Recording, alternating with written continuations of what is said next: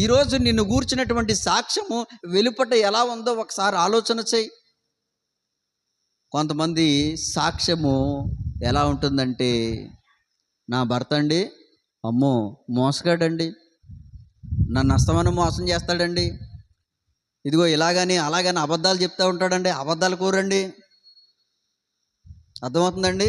నా భర్త అండి జీతం చాలా జీతం వస్తూ ఉంటుంది కానీ నాకు తక్కువే చూపిస్తాడండి, ఎక్కువ చూపించడండి, అబద్ధికుడండి అని చెప్తాం.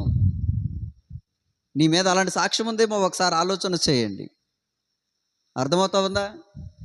నా భర్త మోసగాడండి, అబద్ధికుడండి, స్వార్థపరుడండి, అయ్యో అసూయపరుడండి, వాళ్ళ పుట్టింటోళ్ళు వస్తే చాలా బాగా చూస్తాడండి, మా ఊళ్ళో వస్తే మాత్రం అసలు పట్టించుకోడండి. చెప్తామా చెప్పమా భర్తల కోసం ఇలాంటి సాక్ష్యాలు? భర్తలు కూడా చెప్తూ ఉంటారు భార్యల కోసం. నా భార్య అండి ఎక్కడైనా ఒకవేళ జేబులో ఎప్పుడైనా ఒక 500 నోటు మర్చిపోయాను అని అనుకోండి, అస్సలు ఇవ్వదండి. ఏవో నాకు తెలియదు ఎక్కడ పడేసుకున్నావు అంటుందండి. నీ మీద ఇలాంటి సాక్ష్యం ఉందేమో చూడు, అబద్ధికురాలని. అర్థమవుతా ఉందా? ఇలాంటి చెడు సాక్ష్యాలు నీ మీద ఉన్నాయేమో ఒకసారి ఆలోచన చేయి. ఈరోజు నేను అంటూ ఉన్నాను, నిన్ను గూర్చినటువంటి సాక్ష్యం కనీసం నీ కుటుంబ సభ్యుల మధ్య సరైనటువంటి సాక్ష్యం లేకపోతే నీ విశ్వాస జీవితం ఏంటి అసలే? నిన్ను గూర్చినటువంటి సాక్ష్యం, అమ్మో వాళ్ళండి ఇలాంటి వాళ్ళండి అలాంటి వాళ్ళండి, వాళ్ళు జోలికి వెళ్ళకూడదండి అనేటువంటి ఇలాంటి భయంకరమైనటువంటి సాక్ష్యాలు మనం వింటూ ఉంటాం. అర్థమవుతా ఉందా? ఈరోజు నేనేమంటున్నానంటే, నిన్ను గూర్చినటువంటి సాక్ష్యము సరైన రీతిలో ఉందా?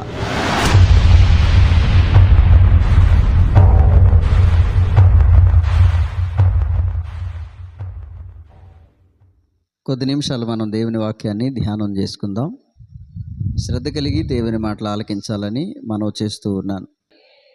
ప్రియమైన దేవుని బిడ్డలారా, మనం చదువుకున్నటువంటి ఈ వాక్య భాగము రాజుల 2వ గ్రంథము 4వ అధ్యాయము 1 నుండి 7 వచనాల వరకు మనం చదువుకున్నాం.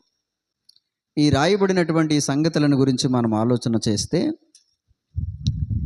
ప్రవక్త అయినటువంటి ఎలీషా గారికి కొంతమంది శిష్యులు ఉన్నారు. ఎలీషా గారి యొక్క శిష్యులలో ఒక శిష్యుడు చనిపోయాడంట. సరే, చనిపోతే ఆ వ్యక్తి చనిపోతూ మరి ఎన్ని చేశాడో తెలియదు కానీ చాలా అప్పులు చేశాడంట. అంటే గురువు దగ్గర శిష్యరేఖం చేస్తూ ఉన్నాడు, దేవుని పనిలో ఉన్నాడు, దేవుని పరిచర్యలో ఉన్నాడు,